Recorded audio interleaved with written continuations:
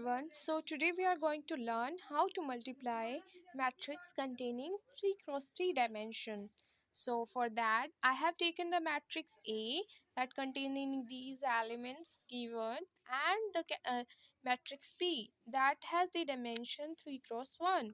So if I want to multiply these two matrices, I must fulfill this condition, and the condition is number of columns must be equal of A must be equal to number of rows in B. As I can see here, number of columns in A is 3 and number of rows in B is 3. So they are equal. I can multiply these two. So I have taken here a new matrix C that is that will be the cross product of A cross A and B. So A elements I have written here and B elements I have written here. So uh, if I want to find the cross product of A and B, so for that I will find C11. Okay, for finding C11 I will take this row 1 from the matrix A, and the matrix from the matrix B I have only one column, so I will take it and I will multiply the elements given it in it. So first I will multiply 1 to 2.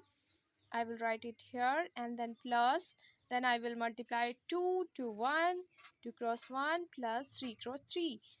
So in the end I will get 1 3, that is 13. So in the same way I will find C21, and how will I get it? I will take this second row from the matrix A and this column from the matrix B. So in the same way I will multiply these rows and column. So 4 cross 2 plus 3 cross 1 and plus 2 cross 3, I will get 17. In the same way I will find C31, and how will I get it? I will take third row from the A and this column from the B. So 1 multiply 2 plus 6 multiply 1 plus 1 multiply 3, I will get 11. So finally I got the matrix that has C equals to A cross B. It will contain C11, C21 and C31 elements. Why only these elements? Because the dimension of this matrix, that is the cross product of A and B, will only have the dimension number that has number of rows in A into number of rows in B. As we know that the number of rows in A is 3 and number of columns in B in is 1. So the multiplication of these two matrices will have the dimension 3 cross 1.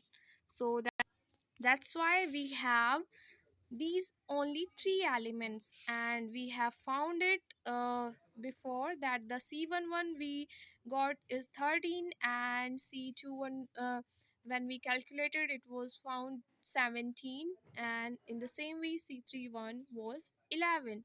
So finally we got the cross product of A cross B containing 3 cross 3 dimension. So this is the answer.